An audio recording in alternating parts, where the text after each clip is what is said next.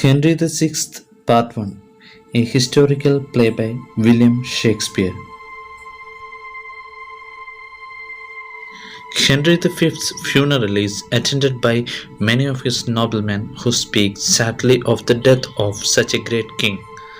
Several messengers arrive announcing trouble in France. Several towns, part of English territory once won by Henry V, have been lost. The Dauphin Charles has been crowned king, while the English hero Talbot has been taken prisoner. Hearing the news, the noblemen rise to action, each taking on a different task to help reorganize the kingdom and prepare the newly crowned king, the former king's son, Henry VI, for his emergency duties in France. Talbot's forces lay siege to Orleans while Charles and his lords tried to fight their way out. Yet the English, although exhausted and starving, still beat them. The bastard of Orleans brings Joan to meet Charles. She says she has seen visions and can lead the troops. Charles challenges her to single combat and she beats him. She assures the French that she will break the siege that very day. In London, the protector of the kingdom, Gloucester, who will rule until the young king is old enough to take over, comes to blows with the leader of the church, Winchester, at the Tower of London. Winchester bars Gloucester from entering the tower and accuses him of plotting to take over the kingdom. Their serving men join in the fight, but soon the mayor arrives to split them up. In France, Talbot has been released in exchange for a captured French lord. The French launch an attack on the English forces, killing important leaders. Talbot and John fight and she gains the upper hand, but she says it is not his time to die and she leaves him. John succeeds in lifting the siege and the French nobles celebrate her successes. Yet Talbot engineers a sneak attack on Orleans and retakes the city so that he can bury his dead comrades within the city. The Countess of Auvergne sends for Talbot. She says she wants to see this renowned man in person. Talbot goes to her castle, where she now declares he has fallen into her trap.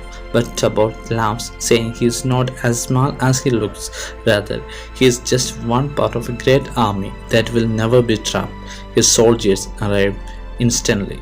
Back in London, many lords gather in the Temple Garden outside Parliament to dispute a point of law. Richard, Plantagenet, and Somerset form the heads of opposing camps, and they pluck white and red roses as symbols of their differing opinions. Their followers do the same.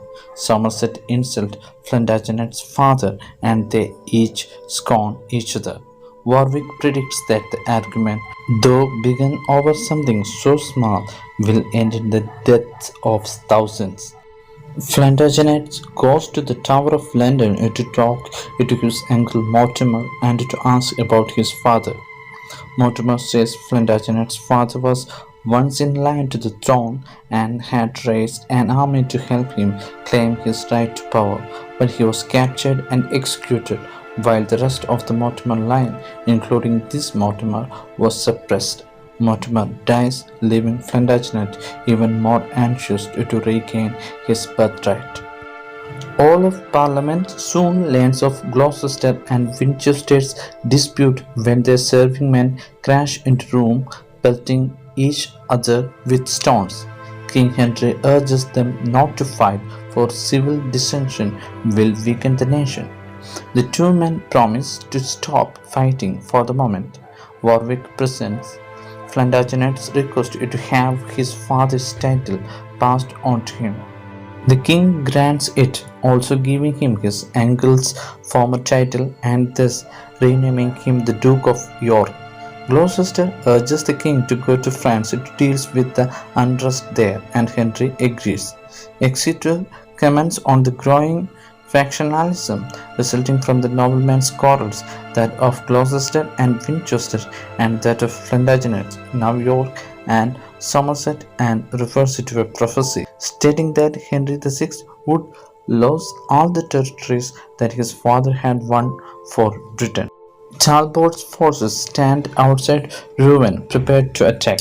The French and English forces insult each other repeatedly. Talbot asked the French to meet him in the field and fight a fair fight rather than using their walled city to their advantage, but they refused. The English forces managed to beat the French forces anyway. Joan tells Charles not to worry about the loss because she has no plan to weaken Talbot. Burgundy, a French leader fighting with Talbot, constitutes the only threat to her plan, but she lures him to the French camp and convinces him that he is fighting for the wrong side. Henry arrives in Paris with the nobles. Talbot goes to meet him, where he receives a message from Burgundy about his change of loyalty. Talbot goes with his force to try to talk to him. Meanwhile, two underlings of York and Somerset ask the king for the right to have an armed fight. This is the first time the king learns of the struggle between the followers of the White Rose and the Red Rose. The king urges Somerset and York to put aside their differences while they are in France, for their dissension will make Britain appear weak to its enemy. The king says it shouldn't matter what rose he wears, since he loves both his lords. Yet, even as he says this, he picks Somerset's red rose. York is upset, but he keeps it to himself. Henry assigns the two men to new tasks in France, making York the leader of the English troops and putting Somerset in charge of the cavalry. Talbot prepares to attack Bordeaux, but the city is well defended and Charles' forces approach from behind. He is trapped. A messenger from Talbot asks York to send the cavalry reinforcements to save Talbot, but York has no troops to send. Convinced, Somerset has delayed the delivery of the cavalry out of dislike for him. York bemoans the imminent death of Talbot and the loss of the land hard won by Henry V. The same messenger goes to Somerset, who says York is to blame for sending Talbot into battle without sufficient troops, and that York probably did so knowingly, wanting to take over Talbot's post. The messenger says Somerset should have helped Talbot, and his death will be both noblemen's shame. Talbot's son John arrives on the battlefield, having come to learn about soldiering from his father.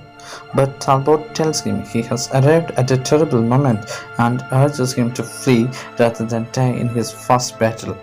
But John refuses, saying he will disgrace the honor of the Talbot name if he flees. The battle begins and John is wounded, yet still he will not flee. Finally, John is killed and Talbot dies of grief. The English army is defeated. Back in London, Gloucester reads letters from the Pope urging the English to make peace with the French. Charles agrees to make an offer. Meanwhile, in France, Charles' forces are under attack by the united front of Somerset and York. John comes to her patron demons to advise her about the future, but they refuse to speak to her. York captures John in battle. In the course of the battles, Suffolk has captured Margaret, a French girl, daughter to one of Charles' nobles, Renee. Impressed with her beauty, he wants to woo her, but he is already married. So he decides to woo her for Henry and asks Renee if he will consent to her marriage to the English king. York and Warwick hold Joan in trial. They ask if it is true that her father was a shepherd, but she refuses to acknowledge this. She tries to convince them that they should not kill her, for she is a virgin and thus able in her purity to communicate with powers on high. They will incur a heavenly wrath if they execute her. York and Warwick nonetheless prepare to have her burned at the stake. She now suddenly claims that she is pregnant and they wouldn't dare to kill a pregnant woman. But York tells her that no matter what she says, she will die. She curses the English and is led away. Meanwhile, Winchester tries to engineer peace between Charles and the English. At first, Charles resists, but his nobles advise him to accept the peace for the moment in order to stop the massacre of his citizens. They can always break the treaty later. Suffolk arrives in London and tells the king of Margaret's charms. Henry decides that he will marry her, but Gloucester reminds him he is already engaged to the daughter of a relative of Charles, a match that would soothe international politics. Margaret's father Rene is only a minor earl with no money, and thus a union with her would offer no real advantages. Yet Henry insists on marrying her and tells Gloucester he must simply forgive his choice. Suffolk has succeeded. Now Margaret will rule the king and he will rule Margaret.